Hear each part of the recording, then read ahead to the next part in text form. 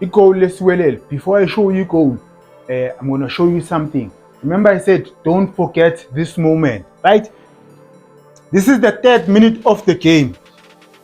Celtics ipressile with their 4-4-2. Now, this is a right wing, right? This is the left back. The left back, usemuva. They are not standing on the same line, right? Abekho straight.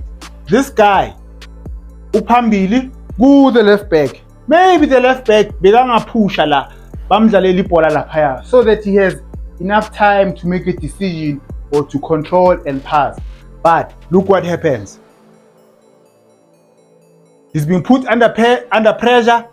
Fortunately for him, the ball falls Kumbatha, then they move forward. Now look at the goal. Now watch. CBC plays the ball. Undaba had the chance to trap the ball and play it back here. He didn't have a chance. He couldn't have played it to adlali two touch laphaya. Beyangeke adlali two touch, I'll trap, I'll pass it, I'll pass it la. But he could have trapped the ball and pass it here.